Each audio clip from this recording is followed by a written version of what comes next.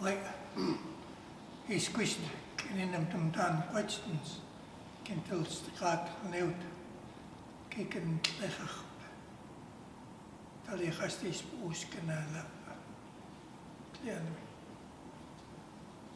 He squeezed Chichawasket, Pamela Barnes. It's my honor to officially welcome you to the unceded territory of the Sioux people.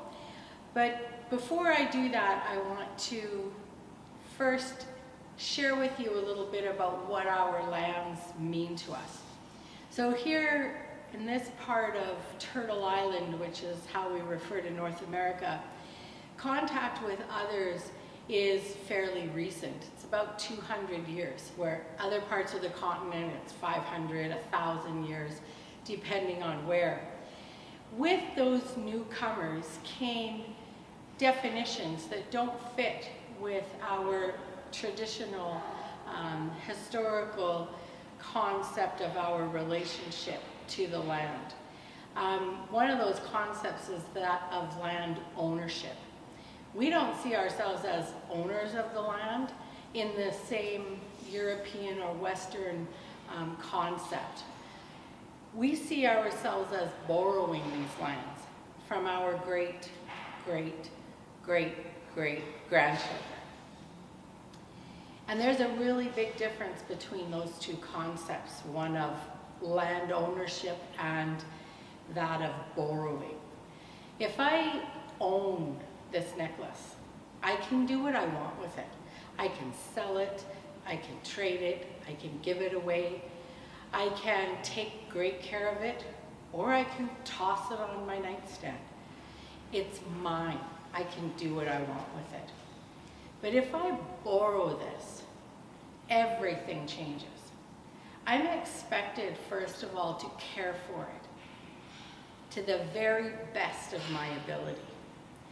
And there's an expectation that I leave it or return it in at least the same condition that I found it. And if at all possible, better. I can't sell it. I can't trade it, and I can't give it away. It's not mine to do that with. In our worldview, we recognize that we're here for only a moment in time. And that's part of that understanding of our borrowing all of this from the future generations. So it's with that understanding that our people first welcomed others to the traditional unceded territory of the Sioux people. And it's with that understanding that today I invite you and welcome you to the unceded territory of the Sioux people, with the gentle reminder that none of us, including ourselves, are doing the best job that we can to take care of this for all of our children, grandchildren, great-grandchildren, and so on and so forth. Lyndon. Kokskaag down in a Limnum Kulm Chutten Kan Wist. Tali Hastis Uskanala Smistim, that's got Ken me Krabstim, is in Kailsted. Why Apanas Halhalt, why is Isktum, why Chikitchi, it's alt, he's smeked, he's red with Tali Hastikel Tam Hulautet. Why is not seal, why we stis Ulusami the Yayatstem, the speak cast, which the Spitlum was lapana why Pechamel, Ekel stickled it, Ekel Nquasti is made. Well, Tali has Koala,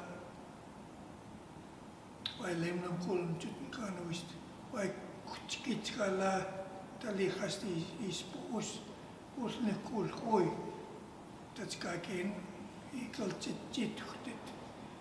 Jab Hasti Hui, thank the Creator for allowing me to say a few words, a little prayer. You know, the things that we do, we do with a kind heart and an open heart.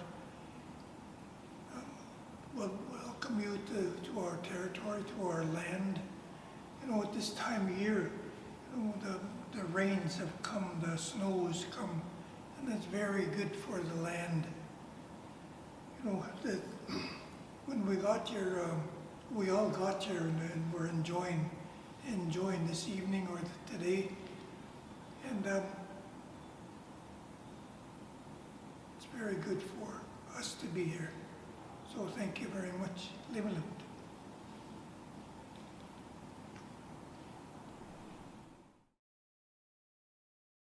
Hello, everybody, and thank you so much for joining us this evening. As most of you know, I am Victoria Burge, and I'm the Education Coordinator of Adult Programming here at the Kelowna Art Gallery. On behalf of the Board of Directors and staff, I would like to thank you all for joining us, and I will begin this evening's talk by acknowledging that the land on which the gallery stands is the unceded traditional territory of the Okanagan Syilx people. Tonight, we are joined by Ian Dejardin, who is joining us from Ontario. Thank you so much for adapting to the time difference. I know it's quite a bit later there than it is here, and thank you for doing back-to-back Zoom meetings, as I know you just left one with the McMichael. So you're a real trooper this evening. Pleasure. So Ian is the third speaker in our Northern Pine lecture series, which is organized in conjunction with our current exhibition, Northern Pine Watercolours and Drawings, by the group of 7 from the McMichael Canadian Art Collection. A little bit about Ian before I let him take it away. He is an art historian, exhibition curator, and a museum professional. From April 2017, Ian has held the position of Executive Director for the McMichael Canadian Art Collection in Kleinburg, Ontario. In 2005, he succeeded Desmond Shaw Taylor as Director of the Dulwich Picture Gallery, having held the position of Curator at the gallery's famous permanent collection of European old master paintings from 1998. While at Dulwich, Ian co-curated Henry Moore at Dulwich Picture Gallery in 2004, Painting Canada, Tom Thompson and the Group of 7, 2011, Emily Carr, From the Forest to the Sea, 2014, and Vanessa Bell in 2017. The latter 2 exhibitions in collaboration with Sarah Milroy, with whom he has also co-curated David Milne Modern Paintings in 2018. He's organized numerous other exhibitions for the gallery and authored the gallery's publication, Director's Choice, in 2006, published by Scala, and something he's also done for the McMichael Canadian Art Collection in 2018. I'll also give you a little plug here with your new publication that was just released at the McMichael Collection, which is what he was just chatting about in his previous lecture, A Like Vision, so very exciting. Just a few housekeeping rules for Zoom before I turn it over. We ask that you save all of your questions for the end of the talk. We'll have a 15-minute Q&A period. And at that time, I'll verbalize your questions to Ian, and like always, I'll try to get to as many as possible in that time frame. Please just type your questions into the chat bar below. Just for everybody's information, if you do happen to miss this talk, it will be recorded, and we will have it up on our website and YouTube page in the coming days. Thank you so much, and I will hand it over to Ian. Please enjoy, everybody. Thank you. Now let me try and do my share screen bit. Here we go.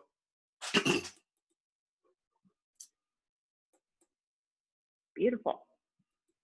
There you go. Thank you very much, Victoria.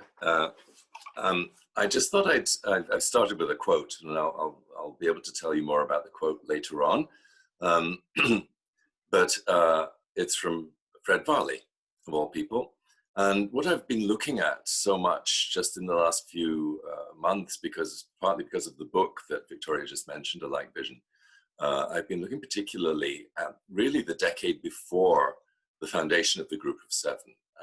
This was the centenary year, of course, of the foundation of the Group of Seven. They came together in March 1920, and their first exhibition opened on the 7th of May. And so this was to be the big celebration year. Ha! Who knew? Anyway, I've still done a lot of thinking about them, and really what I want to go through is look at a few of the kind of formative influences that led to that foundation moment, because there are more than you think of. And so I'll start with the famous, one might almost say infamous, photograph of the Group of Seven at the Arts and Letters Club in Adelaide Street in Toronto.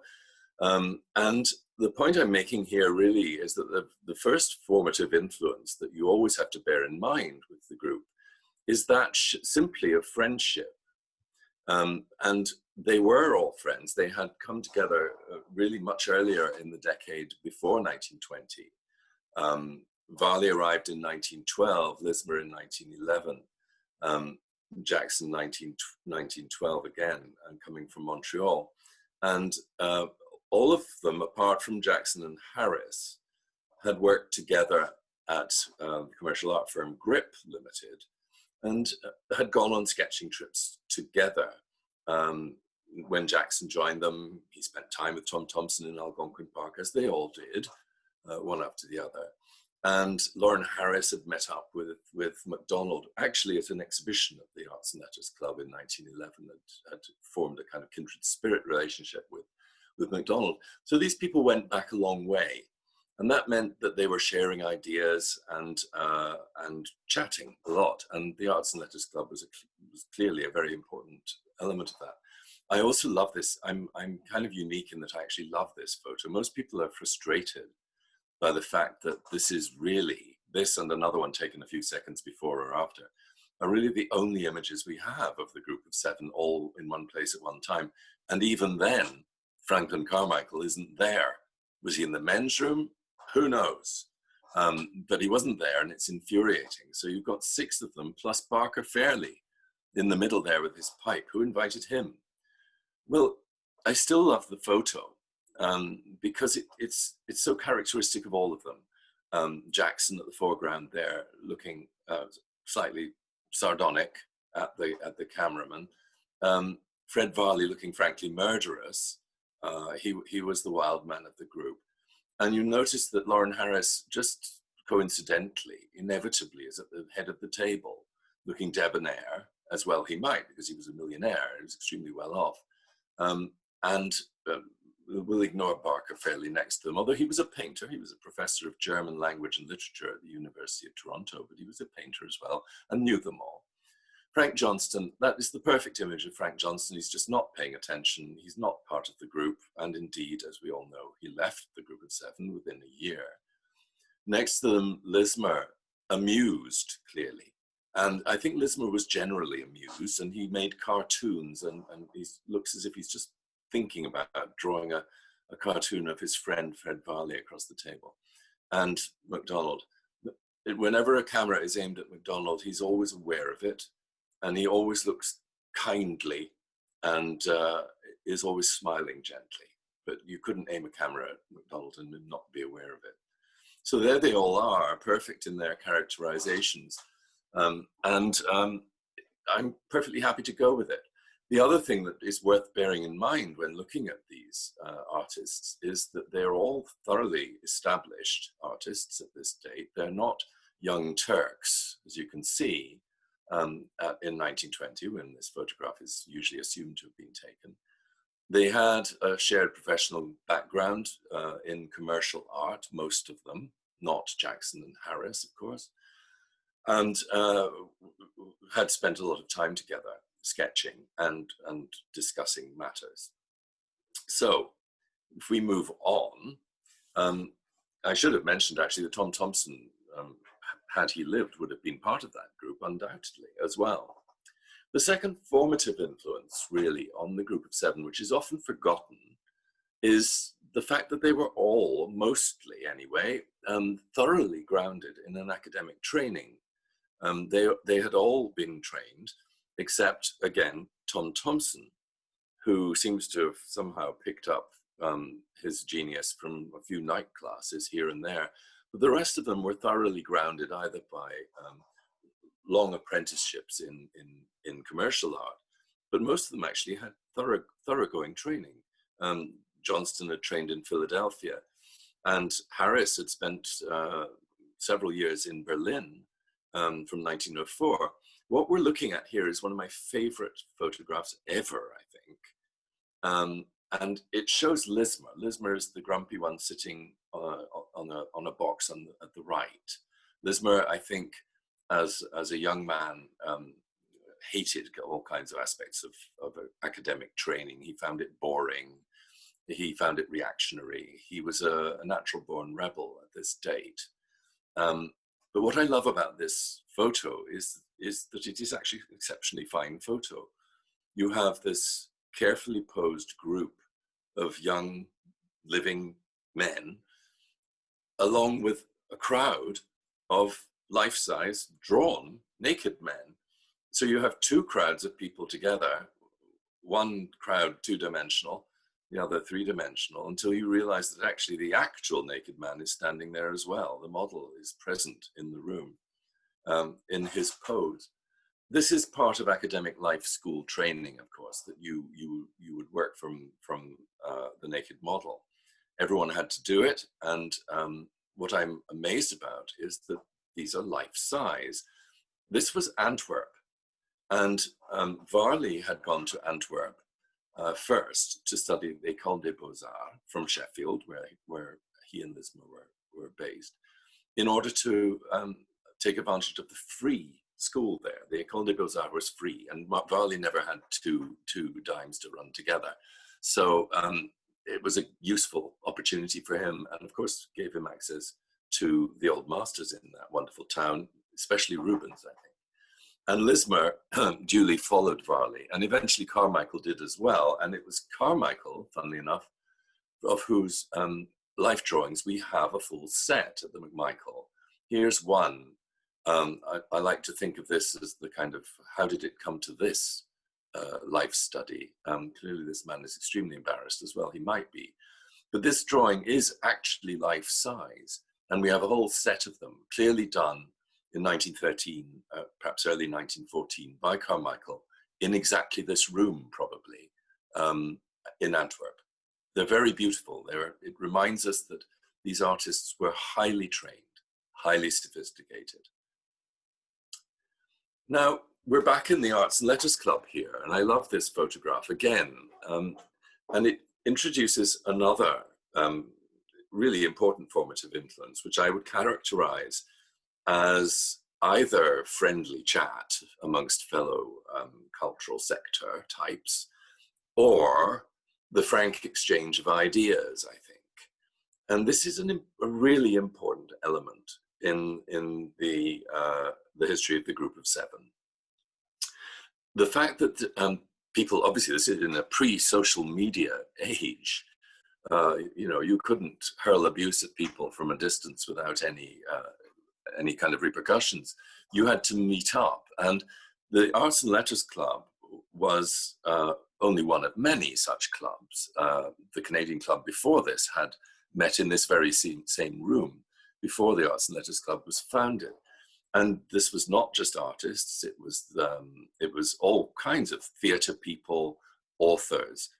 And indeed, the critics were there too. So you had the artists' table, which we assume is where the Group of Seven were sitting in that earlier photograph, and the knockers' table, as Lismer called it, the critics themselves. And one can imagine, given the kind of slightly febrile atmosphere within the reactionary art circles of art establishment in Toronto, that the frank exchange of ideas could get fairly heated. But one does have to bear in mind that while a critic like Hector Charlesworth famously could accuse Jim Mcdonald of painting something that looked like the contents of a drunkard's stomach, nonetheless, Hector Charlesworth would be sitting 3 or 4 feet away from Jim Mcdonald on a regular basis at the Arts and Letters Club. And you have to take these things with a pinch of salt. Now, I've included, because this decade, there was an awful lot to chat about when you think about it. The post-impressionist shows in London had happened in 1911, 1912, and another one at the Armory in New York that toured the States. So artists were discussing the latest things, the horrors of Cubism.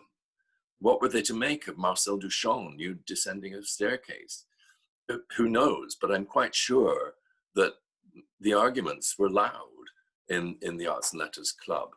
And actually, this photograph is interesting from another point of view, because it does actually remind you that they displayed art in there as well. There were exhibitions. And in this case, just to the left of the fireplace there is a particular painting hanging up. That's Snow Scene up there. Beneath it, I think, is probably a portrait by Varley. That's what it looks like. And it's almost in discussion with the paintings on the other side of the fireplace. Above, at the top, there's a kind of Barbizon style landscape, trees, and below it, a classic salon painting, some reclining martyr, probably, swooning at length. So you have the kind of reactionary versus the modern on either side of the fireplace, and there would be a lot of discussion. Incidentally, I don't know if you can see my cursor, but look, there's Mcdonald on the far right in the distance. Again, look at him. He's smiling at the camera. He always knows it's there. And similarly, below this painting on the left of the fireplace, there's a little group of 3 people, and in the middle of them is Franz Johnston. And again, not paying attention. He's paying attention to something else. Classic Johnston. Now, I think this must be around 1917, and the reason I assume that is because Varley and Jackson, Harris and Lismer are not there. They were away at the war, in fact, at this point, so they were otherwise engaged.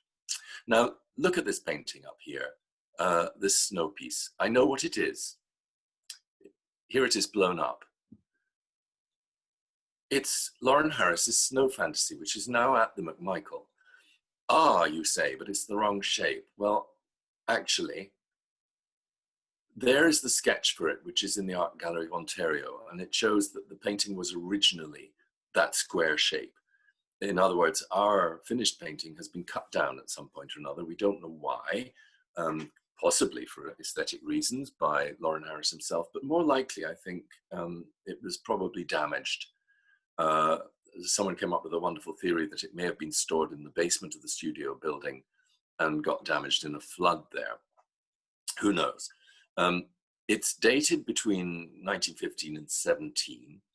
And in 1916, Harris was actually painting in Algonquin Park with Tom Thompson.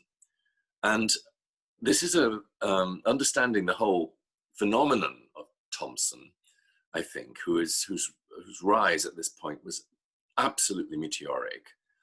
This is, again, all about the exchange of ideas.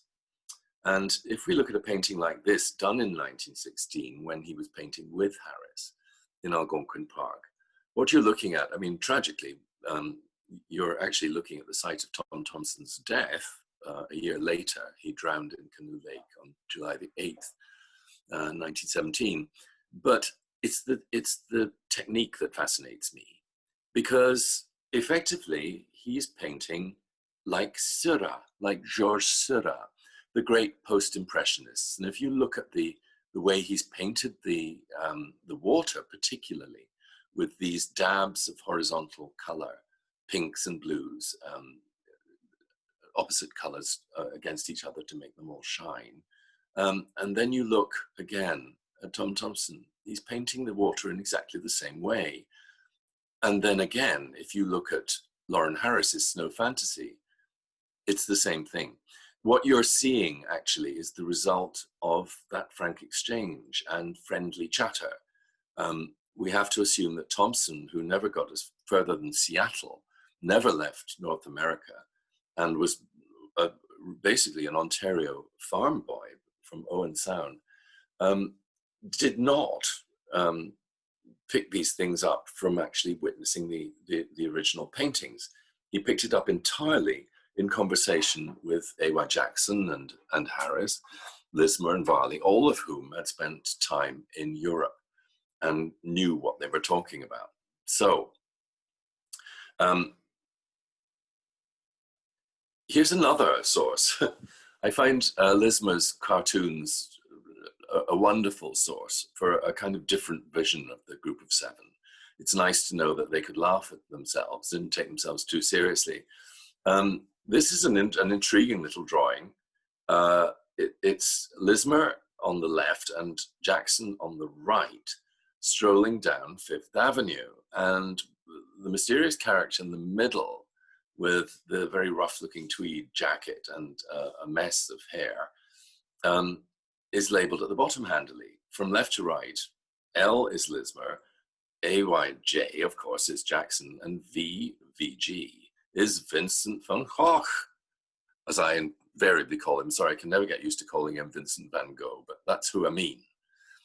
And we don't know what the joke here is. It's clearly a punchline that we don't know the joke to. But the idea of these two artists strolling down Fifth Avenue with the long dead Vincent van Gogh is a rather fascinating one. Clearly, Van Gogh played an important influential role on the group, and he would be discussed at length, I'm sure, at the Arts and Letters Club. And of course, Lismer and Jackson would probably have seen his work in Paris. And if you look at this wonderful painting from the National Gallery in London, Van Gogh's Chair from 1888, and boil it down to its elements, where you have strong outlines, a completely irreverent, non-picturesque subject matter, ordinary everyday life, a very strong form that is emphasized, and color that is, again, intensified, so that, yes, straw is yellowish, but Van Gogh paints it bright yellow. These are the lessons that were surely being passed on to Tom Thompson in verbal form. And you can see it also in a seminal painting like The Tangled Garden from 1916 by Mcdonald. I say seminal more because it was the source of my next formative influence, which is reactionary criticism. This painting is the very painting which inspired those terrible remarks about Hungarian goulash and the contents of a drunkard's stomach. It caused a scandal, really, from the critics of the day, of whom the leading one was indeed Hector Charlesworth. And Charlesworth certainly brushed off some of his most vituperative prose to discuss these paintings. And this is well before the foundation of the Group of Seven. So they were extremely used to this reaction. These paintings would be seen in the context of exhibitions by the Ontario Society of Arts, which was the leading venue for displaying paintings in the summer in Toronto. And I think the members of the nascent Group of Seven were a bit tired of being seen in a polarized fashion within that exhibition, which would have contained the works of the likes of Karl Ahrens or William Brymner, very clever but slightly dull impressionist paintings. Very fond of William Brymner, I might add, but nonetheless, he was not breaking any rules, whereas this painting clearly was. And nothing really creates solidarity amongst a group of painters like reactionary criticism. And you can find this in the very first essay for the first Group of Seven catalogue, which Lawren Harris wrote. And he talks very much about expecting to be criticized, expecting to be vilified. And he's very dismissive of the kind of people who consider themselves experts in art, but who have no real appreciation for a native of the soil art form, which is what he's proposing the Group of Seven is.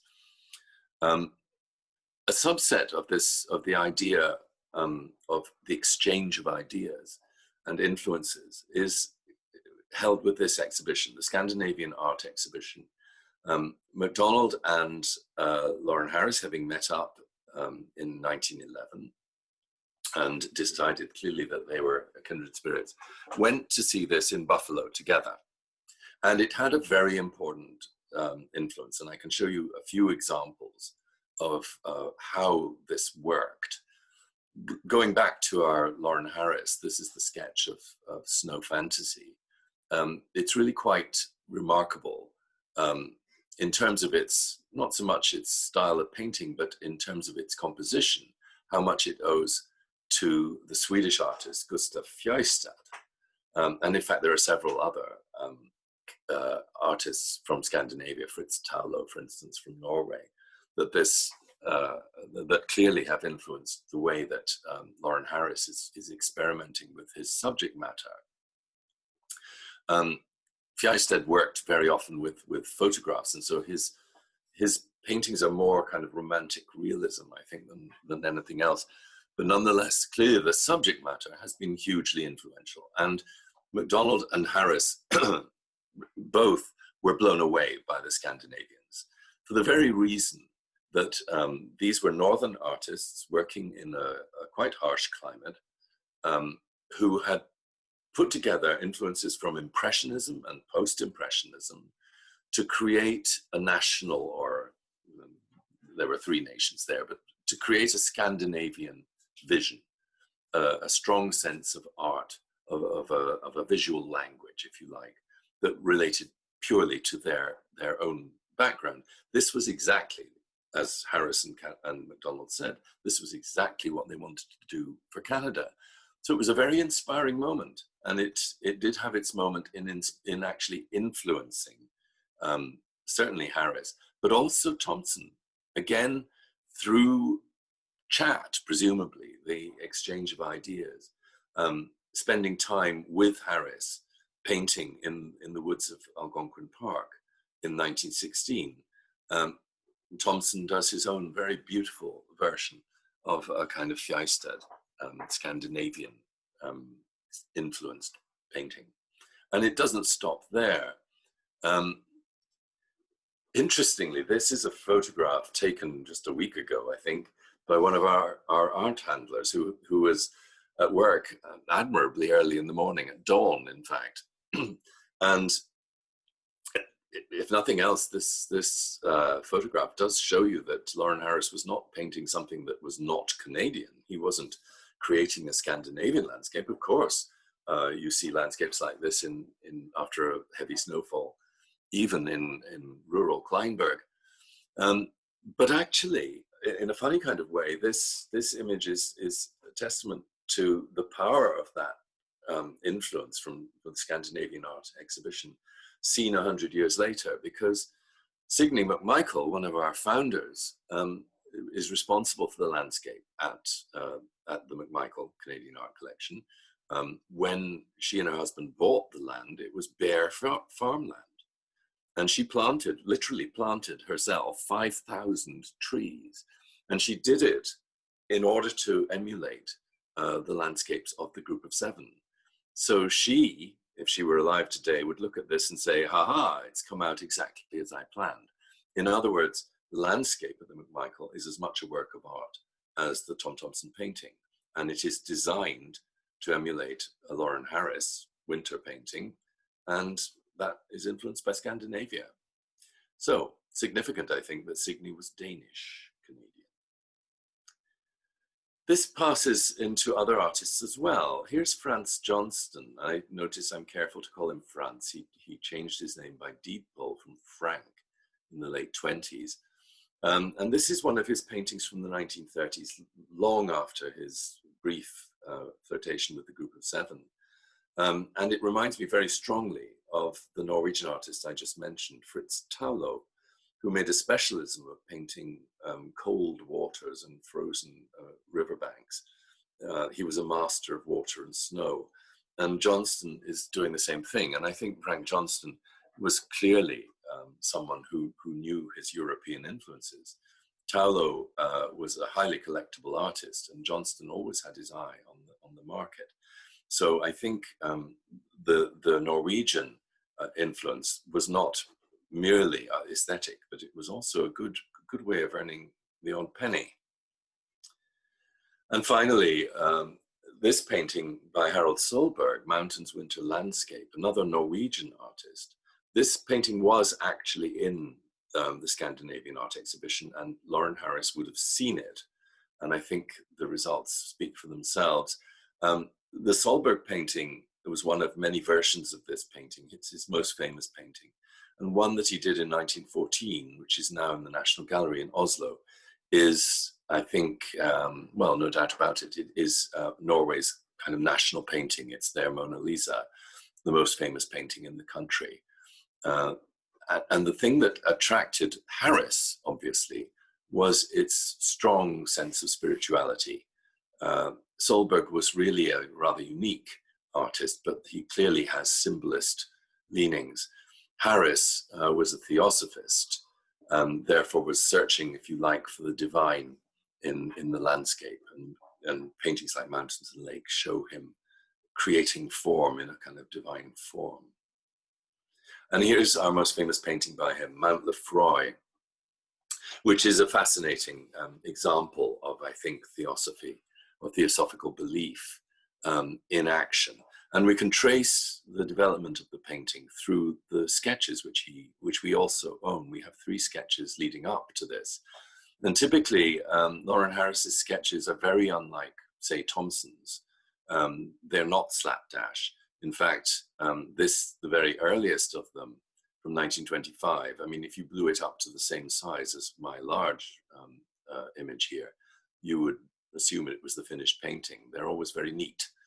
But you can see what happens. This is the nearest he gets to realism in painting Mount Lefroy. There are details like the glacier on the left that he's recorded accurately. And the details of the rock formations are pretty accurate. As he develops the idea, everything gets more formalized. He turns random patterns like these striations in the side of the mountain into a very definite, delineated pattern. He clarifies the shape of the landscape. He gets rid of external detail. It becomes ever more like a piece of furniture. And the final example, he's again clarifying those parallel lines heading up to the peak at the top. And then if you look at the final painting, he's actually eradicated an awful lot of the detail. He's included parallel lines all leading up the side of the mountain, and mirrored by parallel striations in the sky too. The most interesting thing from my point of view is the color, because he's added a wash of yellow down the side of the mountain, and he's added this kind of yellow detail at the very peak. Now, why might he have done that? Well, here's some thoughts for you. This is a quote from Annie Besant, basically 1901, an important theosophist writer, from the book Thought Forms. And it says, in many respects, a work of art was a materialized thought form of the artist containing a spiritual significance and adhering to the 3 principles underlining all thought forms. 1, quality of thought determines color. 2, nature of thought determines form. And 3, definiteness of thought determines clearness of outline. Now, given that at another place they define actual color references, yellow, they say, equals higher intelligence, blue equals spirituality, and pale azure equals union with the divine. If you wanted to illustrate these 2 quotes, you could not do better. And it does rather explain, I think, the addition of the yellow into the composition of Mount Lefroy. It's a perfect illustration of theosophical thought in action. And of course, Harris had read these books. He had read Kandinsky, and he had read Annie Besant, and he had read Madame Blavatsky, where all of these ideas were thought through. Now, there's a bit of a shock for you. Edvard Munch, what am I doing here? There's the man himself. Well, there is a link, actually. I mean, if you look at this landscape, this very screamingly, if I may use the term, expressionist landscape above Oslo. There is a link to Harris, oddly, through this man, Franz Skarbina. Franz Skarbina trained Harris. Harris, when in Berlin, worked with Skarbina in his studio for 3 or 4 years, in fact. And Skarbina is not a very interesting artist in his own right. He's a kind of rather mild impressionist. But his significance is that he was a member of 2 rebellious groups, revolutionary groups of artists in Berlin. First of all, the group of 11, note the name, and then the Berlin Secession. And both of those groups were set up as a rebellion against the academic reactionaries who had forced the closure of an exhibition by Edvard Munch in 1892. Munch's paintings, and this is a perfect example of what he was doing at that period, were so scandalous that it actually created a completely new rebellious group of artists within Berlin. And Harris would have known this. He was not, I think, particularly influenced by Munch, but nonetheless, there you have it. The group idea was clearly in Harris's head very early on, and he put his money where his mouth is. He built the studio building. This is a kind of embodiment of the solidarity that the group were feeling against the extreme criticism that they were experiencing at this day. In architectural form, effectively, there had been no such building in Canada before. This is the first purpose-built studio building in Canada. And it was finished in early 1914, and it was clearly intended to be the hub of a new grouping of rebellious artists. And they were already known as the Algonquin group at this point. It would have included Tom Thompson, and probably would have included artists like J.W. Beatty, who took one of these studios early on in the history. So I think everything in 1914 was going swimmingly. The building was there. Jackson had been lured to Toronto. Jackson and Thompson were both sharing the studio at the bottom left there. And Dr. McCallum, who was an early supporter of the Group of 7, went further and subsidized both Jackson and Thompson for a year. He offered to buy enough of their work to allow them to work as professional artists, if you like, unencumbered by the need to earn a living. And off they went independently to paint in the Canadian wilds.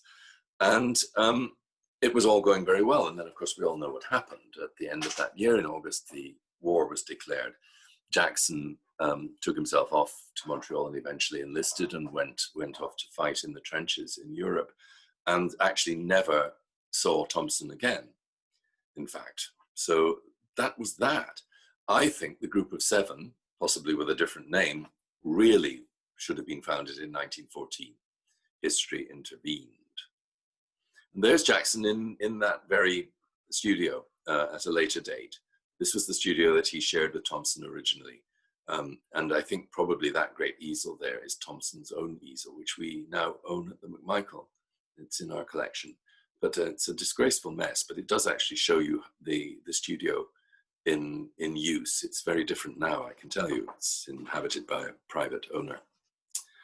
So the next formative event inevitably is Jackson again, and it's the war. It affected everything. It interrupted everything. Jackson went off to fight. Varley ended up as a war artist in Europe and saw the devastation of the trenches as well. Lismer worked as a war artist in Halifax, actually witnessed the horrendous Halifax explosion in 1917. And Harris was an instructor, an arms instructor in Ontario as well. So he was involved also. The important thing was that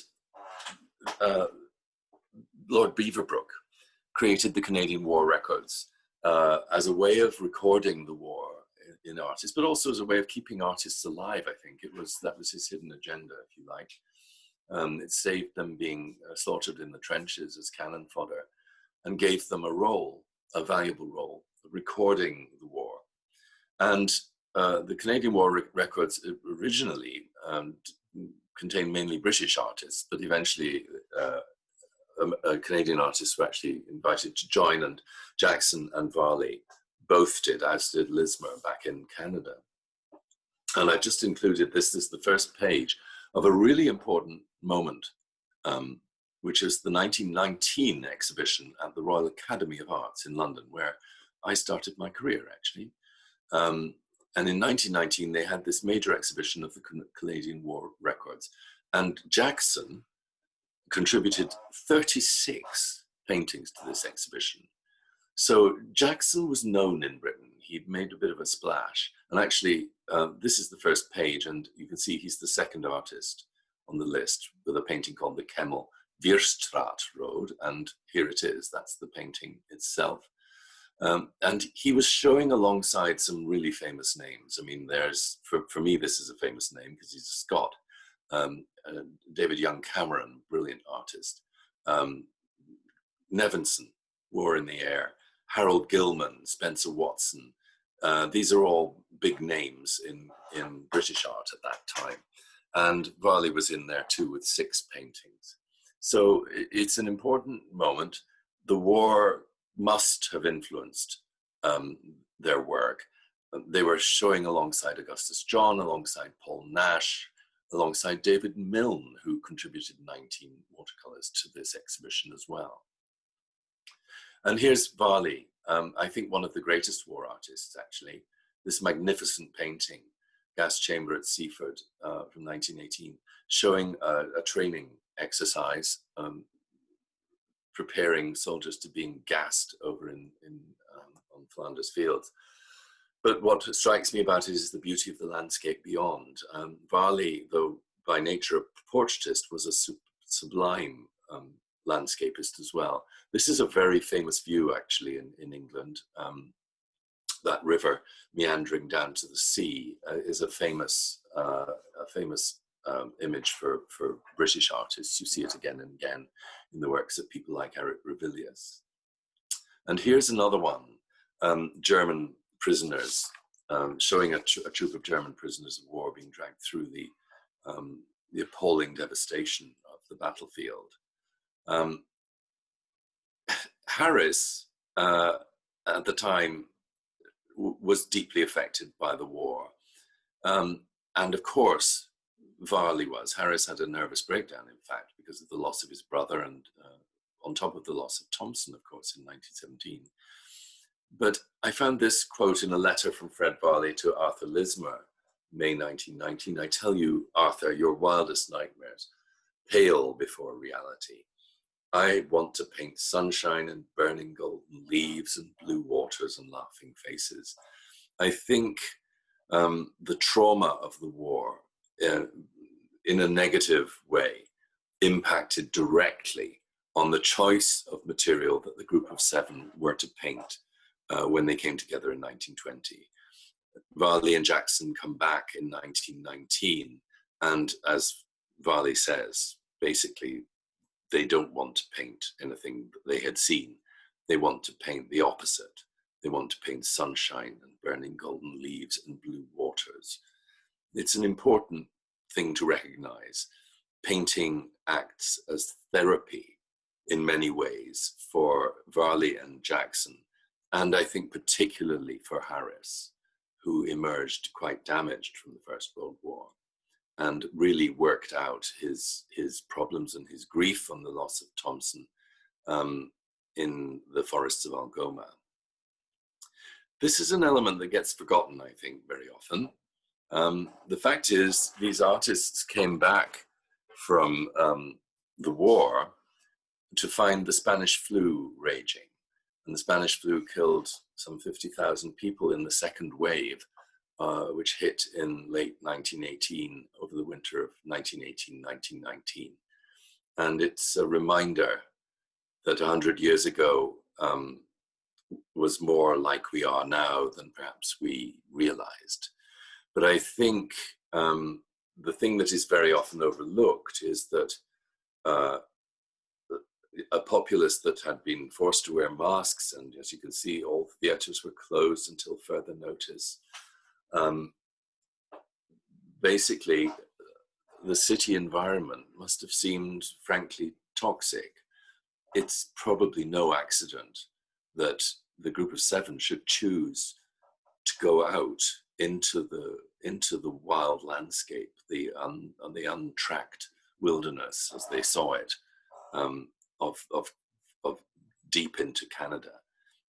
It represented not just aesthetic beauty, a lovely subject matter, but it was also health and open air and a freedom from the toxic environment of, on the one hand, the battlefields, and on the other hand, the ravages of the Spanish flu. Looking back, Paul Nash's We Are Making a New World was in that 1919 exhibition as well. This was actually Paul Nash's first painting. He had been trained as a graphic artist, took up painting directly, in a similar way to Varley, directly in response to the horrors of the war. He wanted to be a witness to its horror. And this is one of the most important paintings. And here I think there is evidence of an influence. If you remember the German Prisoners by Varley, they're walking through this landscape with the shattered trees. These shattered trees entered the consciousness of the world. They came to represent the horror of the war, the capacity of human nature to create utter devastation. And the killing fields of Europe were, the comparison here is by Jackson. This is Jackson in France on a painting trip in 1912, painting the River Somme. I mean, what an extraordinary change. But it finds its way in odd ways into the art of the group of 7, particularly Lawren Harris. This idea of the shattered trees, which in this case were created by wildfire, whisking through a landscape. But you can't tell me that he wasn't aware, if you like, of the shattered trees of the battlefields of Europe. It was too potent an image. And actually, postcards. When we were researching David Milne for our exhibition, David Milne Jr., the artist's son, dug out of a cardboard box a set of postcards that his father had collected while he was painting on the battlefields in 1919. And they were postcards basically of the devastation, ruined buildings and shattered trees. There was a tourist industry around the horror of the World War as well. And here's a perfect example from Jackson, who of course had just come back from those shattered landscapes in 1919. First Snow Algoma is one of his most famous paintings, and quite rightly so, it is a masterpiece. Interestingly, he told his niece, Naomi Groves Jackson, that the foreground detail, the dead trees, these black scrawled dead trees and the snow were afterthoughts. The sketch on which this final painting was, from which this final painting was developed in the studio, did not contain those elements. He added them. Now the comparison here is with Mcdonald's Forest Wilderness, which was painted at the same time. The two of them were actually on the same ridge, painting together in Algoma. And the difference between the two is absolutely striking. Mcdonald's is full of sunshine and serenity and autumn colors. Jackson has gone back in the studio and added these dead, burned trees and that stormy sky to create a very different atmosphere. And I cannot believe this is not influenced by his experience in France. Finally, we come to the last and greatest formative influence, I think, of all, which is simply the overwhelming inspiration of Tom Thompson in two different ways. This is again one of those wonderful sketches by Lismer of Tom Thompson at Grip in 1912. And it tells you such a lot about the artist. For some reason, Tom Thompson, he was a very good-looking man. He was over 6 foot tall. And you can see he was famous. He was particularly celebrated at Grip for his ability as a draftsman, to do beautiful handwriting. And he used to do these extraordinary set pieces. As a commercial artist, I think he was sort of talented, but didn't set the world on fire. But the detail that Lismer has caught, which I find so fascinating, is how deeply engrossed Thompson is. And yet he's spilling his ink. The ink bottle is spilled and is spilling onto his long, very long, outstretched leg. There was always the humor there with Lismer, but it's also very acute.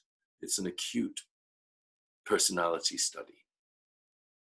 Now, the amazing thing about Thompson is that he went from this lovely little painting. It's not a very good slide of it, but it is a slightly drab, khaki colored painting, I think you'd describe it, in 1912. It's magical, but it's khaki. There's no getting away from it. He went from this to this in 1914. And this slide also doesn't quite do justice. It's very hard to do justice to this little painting, which is a complete and total masterpiece. The wind whistles through this painting. It literally makes you shiver. He somehow has got to the point where color can render tone perfectly. And it can also render temperature and atmosphere and a sense of place. It's an extraordinary, it's very difficult to describe, but it's an extraordinary achievement to have got to this within 2 years. Again, through that frank exchange of ideas, I think, with his friends. Nonetheless,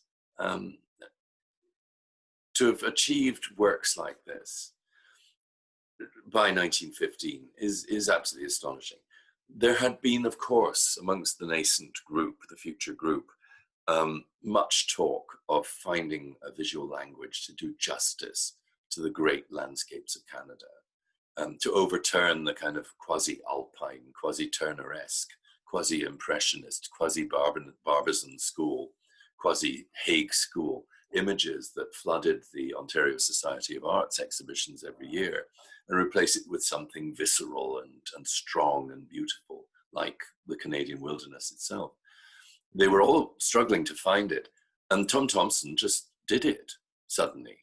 In Algonquin Park, he found his language, and he found it in perfection. It's perfectly clear, just from looking at these paintings, that they're painted quickly and that he is wildly enjoying himself. He's discovered a language that can allow him to paint a vista across a lake with clouds, or just focus on a group of trees in autumn and render them perfectly in terms of atmosphere and color. It is a tremendous achievement, but then, of course, what happens is the dratted canoe tips over, and somehow on July the 8th, Tom Thompson manages to drown in mild weather on Canoe Lake.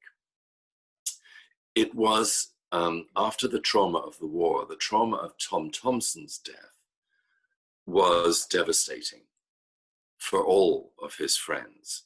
They were grief-stricken, particularly Mcdonald, I think, and Harris, but they all knew him. Franklin Carmichael was a very, very good friend of Tom Thompson's. But the thing that his death caused, that perhaps would not have happened otherwise, was that the artists had to come together to sort through the paintings that were left in the shack. Apparently the West Wind was still on the easel. But more than that, there were some 300 dazzling oil sketches in the shack in Rosedale that had to be sorted through and catalogued and stamped, which Harris and Mcdonald took on themselves. And I think that experience, the intensified engagement with Thompson's sketches after his death, led to 4 years of experimentation in Algoma. And what you get is Mcdonald painting, working his way through his genuine grief and the inspiration of those sketches that he found in the shack. Jackson doing the same thing. Harris even painting briefly for 2 or 3 years in a style that is clearly influenced by Thompson. Johnston, who goes on to paint in a completely different style, but during the Algoma years, 1918 to 21, he looks like a Group of 7 painter, and that is the influence of Thompson. Varley, those sketches have influenced even Varley and Lismer. The influence of Tom Thompson was far-reaching and really it was the last great formative influence that led in March 1920 to the final foundation of the group. And I'm ending, if I may, with one of my very favorite paintings at the McMichael, October Gold, which again is, to my mind, an epitome of the very best of the Group of 7. It illustrates Varley's quote from the battlefields, wanting to paint golden leaves and blue skies and blue waters. Here it all is. And it's a product, if you like, of the influences that I've managed to kind of isolate in this short talk. I think the Group of 7, as founded in 1920, was a very different entity from whatever group might have been founded in 1914 if the war had never happened. And then if Tom Thompson had not drowned. But those formative influence, I've mentioned friendship, shared professional background, training, academic training, the frank exchange of ideas at places like the Arts and Letters Club, the reactionary criticism that the group experienced that created that solidarity, the spirituality, the sense of needing a revolution that Harris had learned at the feet of Franz Scarbina. And then on top of that, war, trauma, the use of art as therapy, the inspiration of Tom Thompson's genius, and then the impact of his death and the grief that it caused. These things were ultimately the building blocks that launched the Group of 7 in 1920. Thank you very much. Wonderful. Thank you so much, Ian. That was quite the journey you took us on in such a short time, relatively, for all of that. It's just phenomenal to go from the Arts and Letters Club to war to the Spanish flu to Europe and back again and back, and it's just remarkable learning this history and their story and the background. It just adds such a personality to what us as Canadians have probably taken for granted as the Group of 7 for a long, long time. So it's wonderful. Thank you. You're very welcome. I will open up the chat now to anybody who has any questions for Ian. If there's anything you would like to know, please type them in the chat bar below, and I will read them out for you. While we're waiting, I do have a question. Just out of curiosity's sake, I was wondering if any of the Group of 7 pieces were used for any form of propaganda during the war, if there was any influences, maybe in images not. like that? No, I think not. I would be, I mean, I have to say, I wouldn't be surprised if someone like Franklin Carmichael, who had a long career, I mean, basically all his life, he was a commercial artist, although he also did some teaching later on. All of the group either, you know, this is the surprising thing to learn, is that they just basically didn't earn much from sales. You know, those 8 exhibitions, the sales were pretty meager. And so all of them, with the exception of Harris, you know, it's always useful to be a millionaire, I find, if you're going to be an artist. All of them had to take on other jobs, and so they did commercial work and teaching generally. But I think I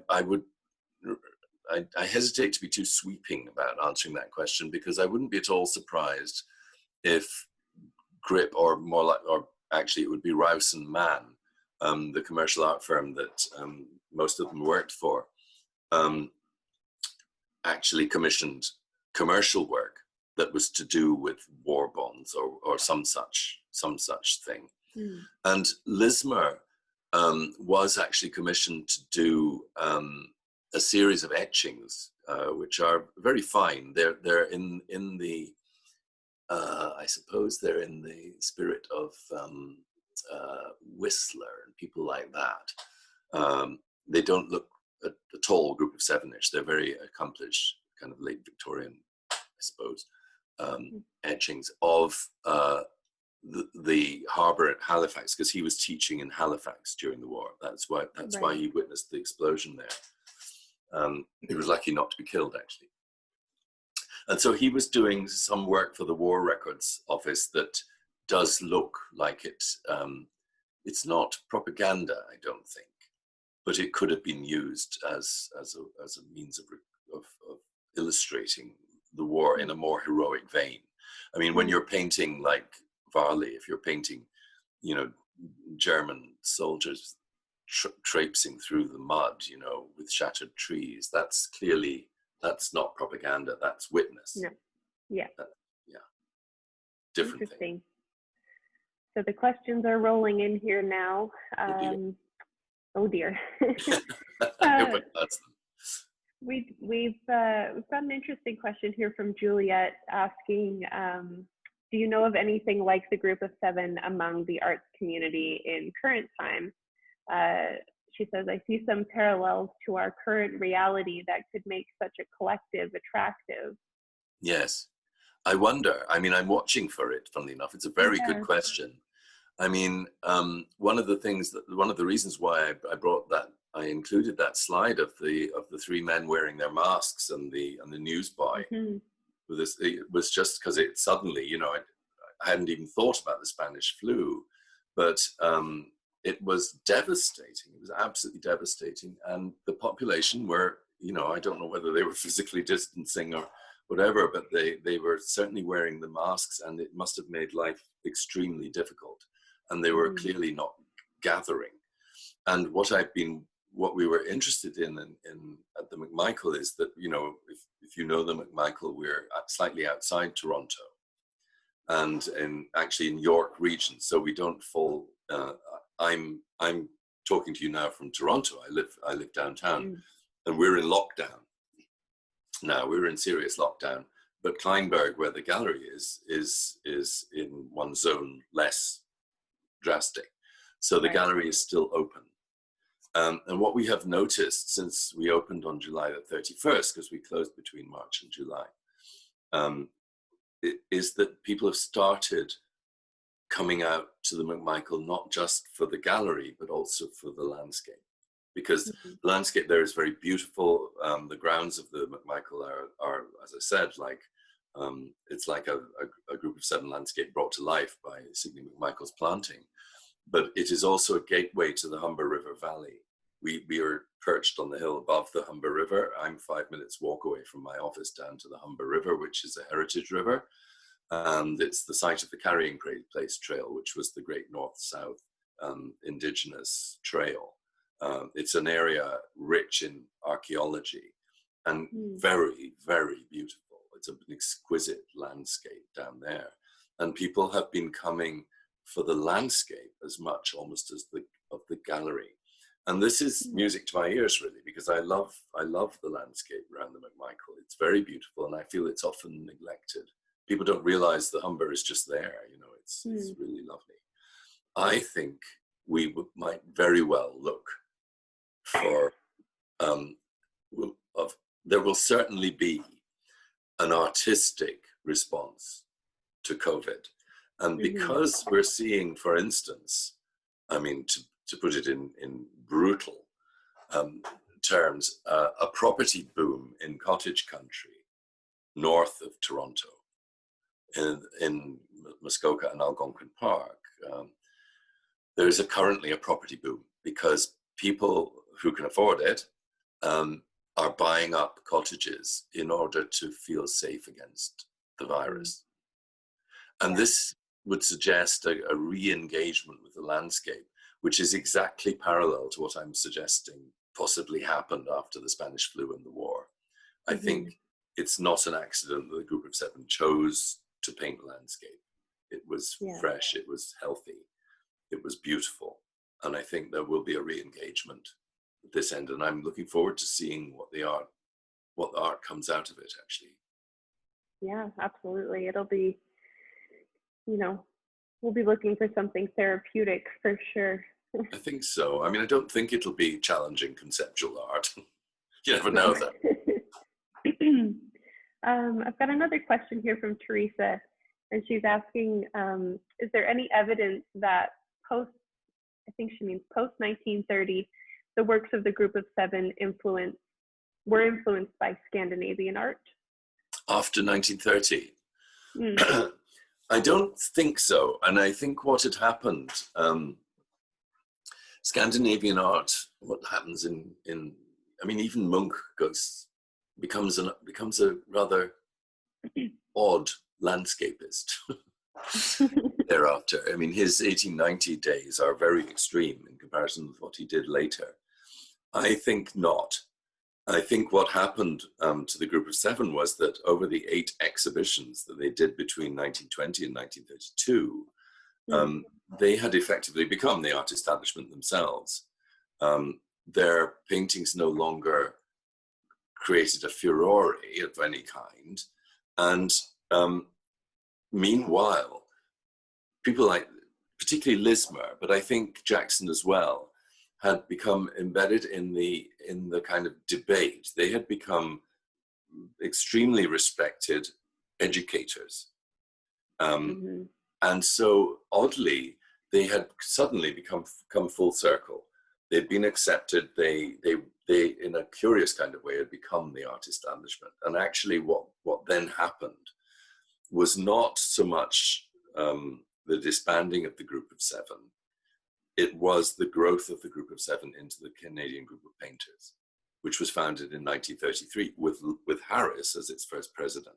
All of the group were in the Canadian Group of Painters, apart from Mcdonald, who had died in November 1932. And I think it was his death that really spurred them to think, right, okay, the group of 7 is done, we'll move on.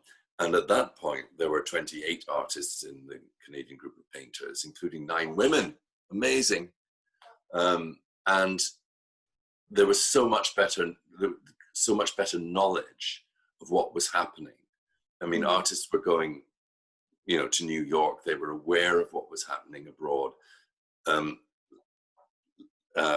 Abstraction was the thing. And so really they were looking particularly to England and to the United States for their influence. And I think Scandinavia kind of went off the boil a bit. Interesting. This is a fun question from Elaine. She says, first of all, she says, thanks so much. And she was wondering if, besides the influences on the group of 7's art, which you just walked us through, were there any romantic influences in any of their lives which are evident in their pieces or stages of their art, wives, girlfriends, etc.? Yes, absolutely. I'm not sure that you can see any influence at all. But Varley's wife came over with him from Sheffield in 1912. And Lismer's wife, Esther, also came over. He was able to marry her, actually. He went back and he came over in 1911, got his job, and then that enabled him to go back and marry Esther and brought her back. Franklin Carmichael married his fiancée in 1915, and Tom Thompson gave them some sketches as a wedding present. Hugely influential, I think, in fact. And Franklin Carmichael chose them himself and chose very well, I might add. So yes, there were the wives and girlfriends were definitely in the background. Varley is kind of the wild man, and he legendarily drank all through his life. He was a famous drinker, very much in the mode of Augustus John, I have to say, from Britain, whose work he admired hugely. But Augustus John was this kind of classic bohemian artist role model, bearded with a berry and drinking too much, and touring Pembrokeshire with a gypsy caravan with his wife and mistress and their various children, all crammed in together. This was a model that for some reason resonated with young artists of the day. And I think Varley took it all a bit too serious. He had his wife and young children with him when he moved to Vancouver in 1926 to take up a teaching role there. But when he left in 1936, came back to Ottawa, he left them behind.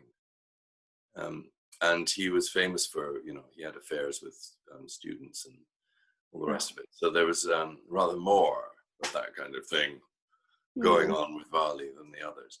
The mysterious one is Tom Thompson, and we'll never know. Right. But there's so many myths and stories surrounding Tom Thompson.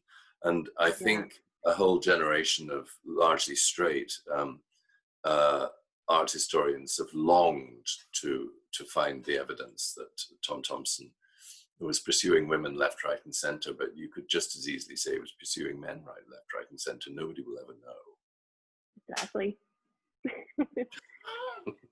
To be determined. To be determined, and one day someone will dig up a letter. Oh, that'll be the day. Wouldn't it be wonderful? I've got something interesting here from Ginny. She's asking if you are aware of a book published in 1964 by Lawren Harris, privately sold limited edition of 775 copies, of which my father had a copy and that she now has in her possession. Oh, lucky you. Yes, I am aware of the book, but that is not the same thing as having read it, I'm afraid. But I absolutely know that this is one of the frustrations of working from home and being, and stuck. I couldn't get to the archive because I'm absolutely certain we have it in the library at McMichael. Awesome. But yeah, no, I'm very aware of it, and I'm longing to get my hands on it, I have to say. But no, fascinating. No, it's fascinating to read, the artists themselves talking about the story of the group of seven. That book is quoted quite a lot, so I feel like I've kind of dipped into it. But Jackson's autobiography as well is excellent reading. Very interesting. And I'll end off with just one more question. I don't think we'll have time to get to everybody's today, unfortunately. I know you've had a long night, Ian, so it's okay. My voice is giving out. This will be my last one. This is from Linda, and she's asking, did the members generally support each other's work, or was there debate or friction about subject matter or technique at any time? If they were always on good terms, or if there might have been some drama? As far as I know, they were always on good terms. Even Johnston, actually, because Johnston kind of dropped them like a hot potato in 1921 and then resigned in 1924. And it was perfectly clear that he did so. He was never a kind of clubbable character, I think, in the sense of wanting to work within a group dynamic. Always a bit of a loner, and I think that was perfectly acceptable. As far as I'm aware, they all stayed on very good terms with him, and there are some wonderful photos, actually, in the Like Vision book of Frank Johnston, because there's a very unfortunate photo of Johnston, which is the one that everybody knows of him, where he looks like this very grumpy bank manager. And in fact, when you see the photos of him grinning and smiling, he was obviously a bit of he was quite good fun, I think, Johnston. So no, I think they all kept together. There was a kind of slight froideur between Jackson and Harris, because which reflected the slightly unfair. It wasn't exactly a scandal, but Harris did eventually leave his wife, Trixie, and married Bess Hauser, who was Fred Hauser's wife. Fred Hauser was his best friend and the first author to tackle the story of the Group of Seven in 1926. And so I hasten to add, this was not a scandal in the sense of, you know, he ran off with this Scarlet Woman. It wasn't like that at all. It was very sensitively handled. I mean, basically, you know, the relationship had come to an end, and Harris kind of consulted with his sons, and it was all done very decorously. But nonetheless, Toronto was scandalized by it because Trixie was a society person, and so Toronto society was absolutely horrified. And apparently Jackson wasn't pleased either, and so there was a bit of furore there. But I don't think it lasted. And it's interesting that when Harris comes back to Canada, because he had to leave actually. It was so difficult. He and Bess had to leave and live in the States for a while. But when he did come back, he lived in Vancouver. But I think everyone else, they were all, you know, really fast friends, I think. That's so great. Well, I'll leave it at that for tonight. Again, thank you so much. That was so wonderful. It was really great to get an in-depth look at these men and their art and everything that they've accomplished. Yeah, I again, thanks for joining us, and hopefully we can get you back here soon, and stay safe out there. You know. Thank you very much. It's been a real pleasure, and I only wish I could actually be there. One of these days I will get to Kelowna, and I look forward to it very much when we can all travel again. It would be lovely not to be doing something always by Zoom. Very so next true. time I'll see you all in person. Wonderful. Well, thanks again, Ian. Well, have a good night, everybody, and thank you all for joining us. Okay. Bye. Bye then.